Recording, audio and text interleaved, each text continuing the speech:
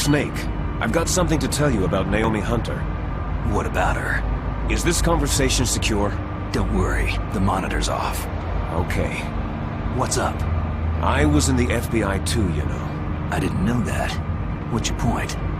Dr. Hunter's story about her background, about her grandfather being an assistant secretary to Hoover in the FBI. Yeah? And then going undercover to investigate the Mafia in New York. Yeah, what about it? It was all a big lie. What did you say? It was really bothering me. Why would she lie about it? She lied? She might be a spy. Ridiculous. Come on, even a high school student could see past it. Didn't Naomi say that her father was Japanese? Yeah. At the time when Edgar Hoover was head of the FBI, there wasn't a single Asian investigator.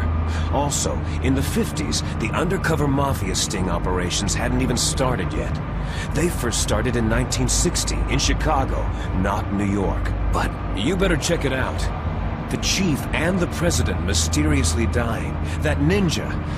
Too many strange things are happening. Are you saying that Naomi might be behind it? I don't know. Either that, or she's working with the terrorists. Could it be? If I find out anything, I'll call. In the meantime, be careful.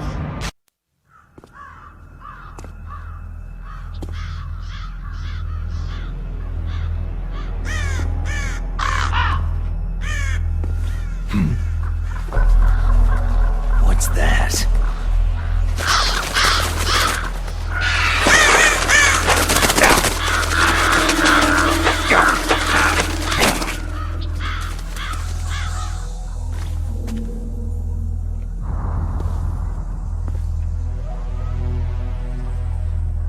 Welcome, Cossack.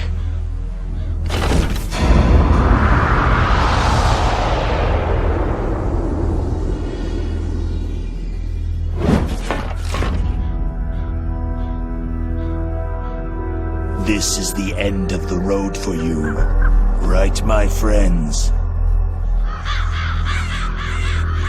They're becoming excited. Ravens aren't scavengers like most people think. They're simply returning to the natural world, that which is no longer needed. Sometimes they even attack wounded foxes. You were the one in the M1 tank? Must have been a tight fit for a big boy like you.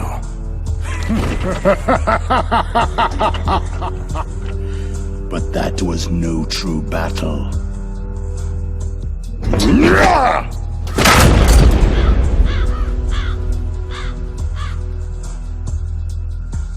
The Ravens and I were testing to see what kind of man you were. The judgment is decided. The Ravens say you are a true warrior.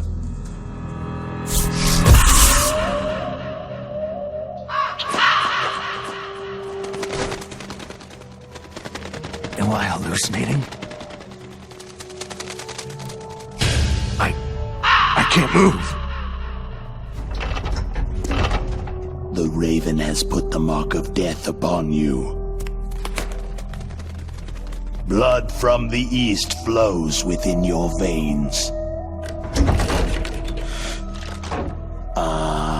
Your ancestors too were raised on the barren plains of Mongolia.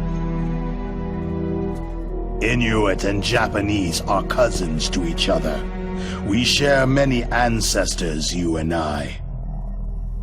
There's no crows in my family tree. You ready? I am not fond of snakes, but you are family, so I cannot complain. But there will be no holding back.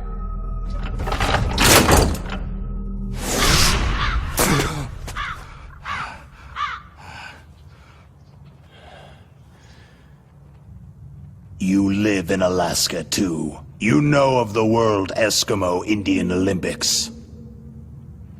With that strength, you must have been training in the stick pull and four-man carry. Yes, you are right. But there is another event that I excel at. It is called the ear pull. It's an event where two opponents pull each other's ears while enduring the harsh cold. It tests spiritual as well as physical strength. You want to pull each other's ears? The form is different, but the spirit is the same. Rejoice, Snake! Ours will be a glorious battle. This isn't glorious. It's just plain killing. Violence isn't a sport. Well, we will see if there is iron in your words.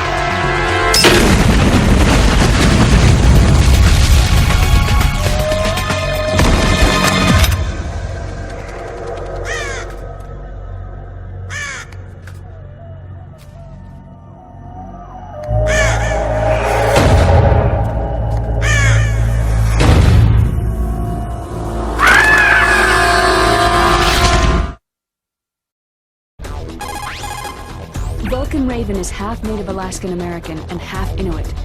He was raised as a shaman and they say he has supernatural powers. He crossed over the frozen Bering Sea into Russia and during the Cold War served as a special operative for Vimpel, the Soviet ultra-secret special forces unit. In 1993 he was demoted by President Yeltsin following his coup d'etat, so he fled the country and became a mercenary. After that he joined those rent-a-war bastards at Outer Heaven Inc. He stayed there until he joined us in Foxhound, thanks to a strong recommendation from Revolver Ocelot. That cannon he's holding is a 20mm gun. You usually see them mounted on fighter planes. You can't take him on in a firefight. He'll make mincemeat of you. He's not just strong, Snake. He's a graduate emeritus from Alaska University, so he's a quick thinker, too. In any case, you'd better not try to attack him from the front. Normal weapons are no match for his 20mm Vulcan. Try to attack him from the sides or behind.